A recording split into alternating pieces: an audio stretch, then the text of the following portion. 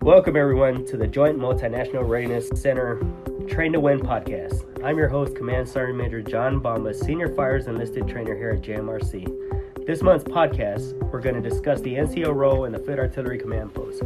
With me, I have Master Sergeant Uvalde Harris and Master Sergeant Jonathan Robb, both currently serving as observers, coaches, and trainers on the Vampire team. Gentlemen, please take a couple seconds to introduce yourself. Roger, Sergeant Major. Master Sergeant Harris, first name Uvalde. I am the Operations Sergeant of OCT for the Vampire team. I got 36 months of first sergeant time. I did my first sergeant time in Fort Wainwright, Alaska, and Fort Hood, Texas. Hey, good morning or evening to everyone. I am Master Sergeant Jonathan Robb, the headquarters battery first sergeant OCT here for the Vampire team. I also have 36 months of first sergeant time. Mine's a little bit different. I range from the battery to the 8th Army to the USFK level in Korea. It's a pleasure to be here and look forward to the discussion. Absolutely looking forward to this discussion. First things first, let me apologize to Master Sergeant Harris for messing his name up twice. I apologize.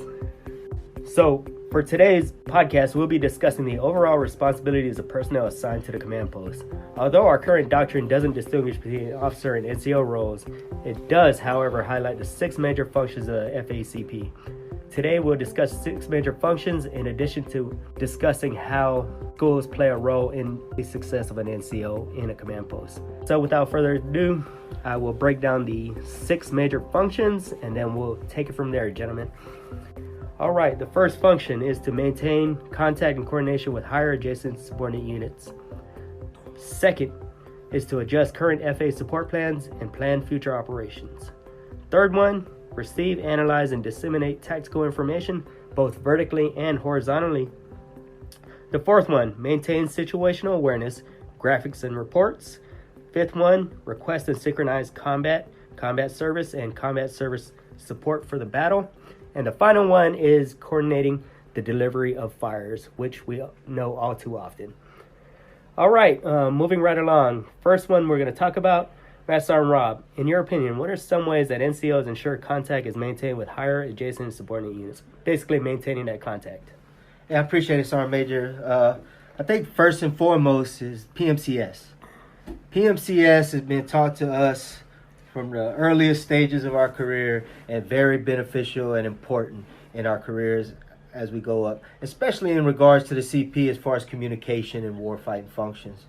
We all know we are the keepers as NCOs of our equipment and operational function. As officers, more focused on the mission and the intent. Okay. We are facilitating that. We are making sure that happens and gets done. But that is first and foremost. What do you think, Battle? Roger, Sergeant Major. Also, I need to add to that is not just PMCS equipment. We also need to maintain PMCS of ourselves. We tend to hold a lot of knowledge, but that knowledge that we gain, we not maintaining it or quickly attaining that knowledge. But I do also see another method of to maintain and to ensure contact is briefings. The way we hold our briefs. Also, the rock drills. Rock drills definitely play a big factor, especially when it comes to any type of big missions that may be coming up. All right. I see where you're coming from. Master Sergeant Robb, you mentioned PMCS. Far too often here at JMRC, we see units come here with one plan and one plan alone. PMCS does play a big part. More importantly, is the ownership of that PMCS. Communication platforms, it's not like we keep extras, right? It's not like firing pins or anything that we use on the gun line. So first off, it's 2-part. Understand PMCSing your equipment and understanding your equipment, right? All right. Far too often we've seen single points of failure. Hey, what is wrong with this system? Oh, I don't know. So-and-so is the expert. Well, where's so-and-so? So-and-so is resting. So Roger, Sergeant Major. I think you bring up a real good point because there's no contingency plan. There you go. And that's one of the biggest fallbacks I think that we have at our level that we've seen come across JMRC. And to help battle that is incorporating battle drills from sensor to shooter. Okay. I think that's very important. And then you identify those deficiencies and fail safe, and you bring a fail safe to the fight to ensure that the communication process still works. I completely agree with you, right? By nature, FA, we always have single independent checks, right? It's constantly preached to us. Why should our equipment be any different? Great points, gentlemen. Thank Roger. you. Hey, I had one more thing to add. Understanding what available resources you have, and mainly what I'm talking about is what are the assets afforded to you at the CP level, and one of them would be a brigade retrans. Okay. And proper emplacement of that. So knowing that in coordination with the CP and your firing batteries is another key thing that we need to basically look at. Absolutely. Great point. And when he talks about that too, Sergeant Major, then that plays a factor at the command post. And that's called reassurance, And as an operation NCO, that is something that, we have to ensure that that information is properly in place on the map. Every map or whatever, or graphics is constantly updated so that, that subordinate unit or that the adjacent unit, whoever that's around you, is aware of locations also. All right, gentlemen, I appreciate that. Moving along to our second topic, which is the adjust current FA support plans and plan future operations. So understanding the here and now, and also understanding what's going to happen tomorrow or the day after. What do you have to say about that, Mr. Sergeant Harris? Roger, Sergeant Major. To understand the both, I think it's going to be a way to say a healthy and a balanced operation. And in order for us to do that, we got to think about the strengths, and we also got to think about the weakness. I also like to add constant dedication and hard work plays a big factor when it comes to maintaining a healthy and a balanced operations. Also understanding that every plan, every method, and also ideas will always come with improvements. If you don't have the ability to improve, then you might as well feel like you succeeded. But hey, everything comes with a improvement. Okay, I appreciate that. You have anything to add there, Master Ron? Hey, Sergeant Major, yeah, definitely. I think Master Harris made some good points. Sharing the workload with the individuals in the CP is very important. Leadership needs to understand that us as NCOs are competent and trained to execute the duties just as they are. I think another big thing is the MDMP and IPB process. It needs to be emphasis more at the NCOES, PDS levels. I myself, as an ALC instructor, and we're talking, a couple days ago. Just a couple days ago. Well, from 2010 to 2014, and the POI may have changed since then. But as a 13 Bravo, we were only subjected to 4 hours of MDMP training, where the Fisters received a whole 40-hour block. That's a major gap right there. Yeah, Roger, that's our major. I think it doesn't prepare us as NCOs at a staff level correctly if we're not. So you bring up a great point. With that being said, the comparison of a 13 Bravo, which you said was 4 hours, versus a 13 Fox, which is 40 hours, is that what you said? Roger, Sergeant Major. Okay. So with that gap itself, what do you think our NCOs can do to better understand MDMP and IPB? Sergeant Major, I'll take that one. I think where I learned as a 13 Bravo is that, a lot of that education was I was taught with NCOES schools. I learned it that way. Once I contained the knowledge and understand the resources of it, it also took a lot of dedication for me to read and study, because after I left the school and I was back on the line, so I was back at a battery. Okay. So I didn't get the experience to be inside a TOC or work in staff sections. But I was a platoon sergeant, Okay. and I was a first sergeant. So that's where I was at majority of my military career. So I didn't have that opportunity to actually sit in a staff environment to kind of get that understanding or that picture of things. You bring up a great point. So going back to what Master Sergeant Rob said, if we don't pick this up during NCO PDS, the only time we will pick it up is if we want to pick it up. If we want to understand what our function is or what our role is in the FACP, we have to take the time, invest the time in for our own personal development. Initiative, Roger, take the initiative. Okay, interesting point. I appreciate that. And by doing so, I mean, really, it gives us a better balance between co-ops and FUOPs. The bottom line up front, as an NCO that understands and incorporates the MDMP process, becomes more of an asset and combat multiplier to the battery, battalion, brigade level. Spot on. I appreciate that.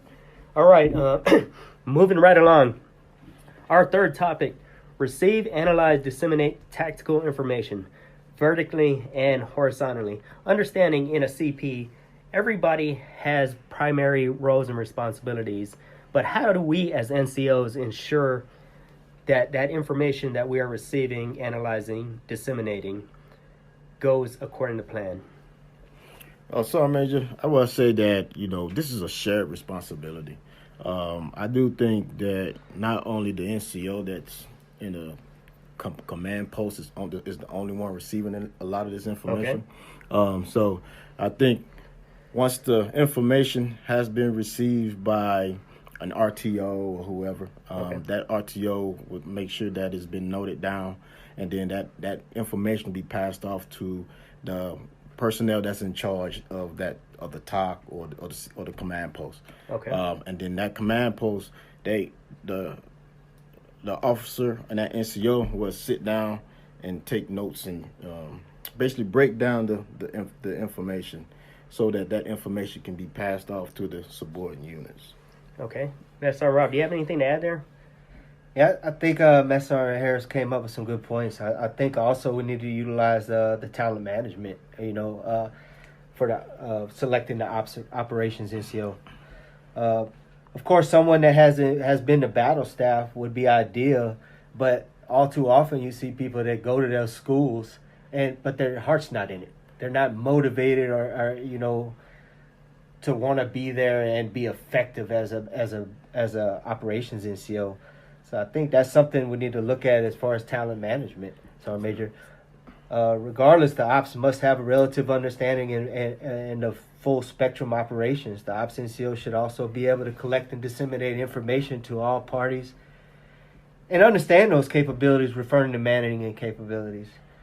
As the ops NCO, you're expected to work hand in hand with the three and to be the voice of reason at times.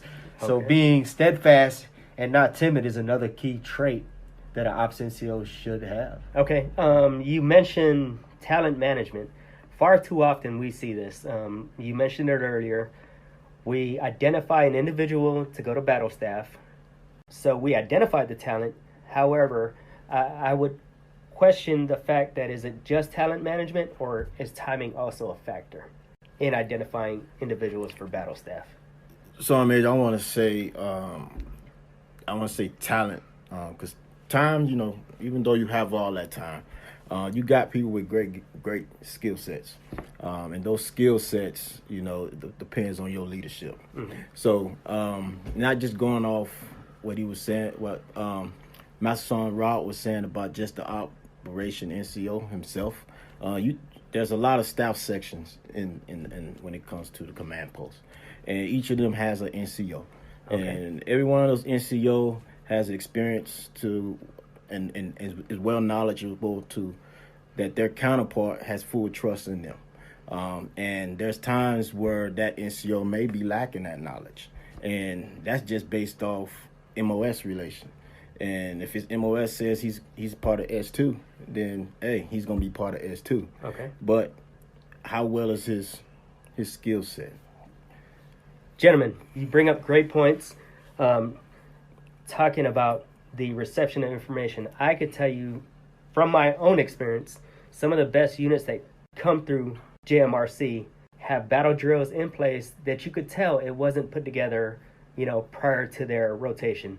They've been working together several months, and it shows.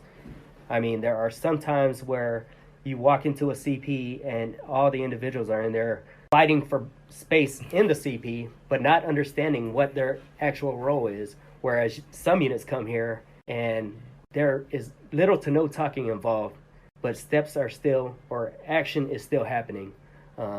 I don't know, based on your experience, what do you feel about that? Roger. So I can basically say, just send it here as an OC. With the units that I have, had the opportunity to OC since I've been here. And I'm going to go back to operation NCO.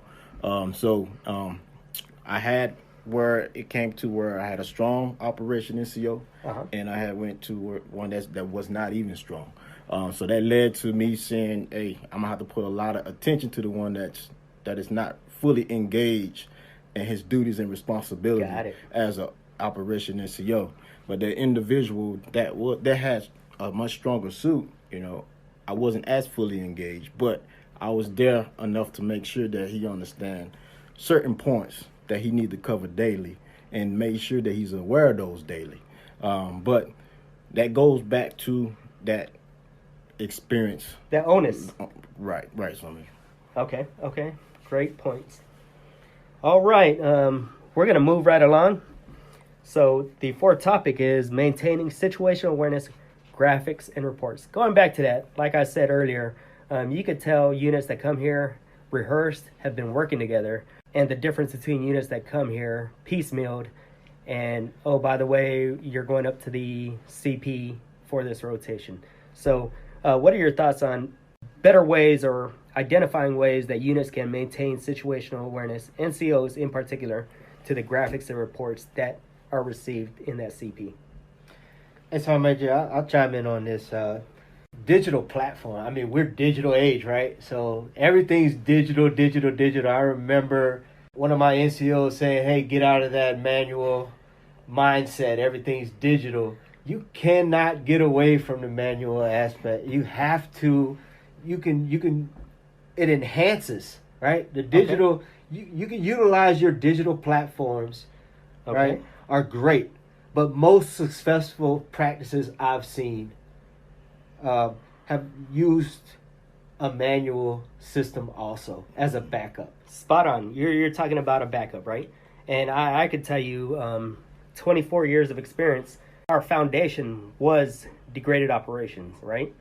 And then we started evolving with this technology, our digital capabilities.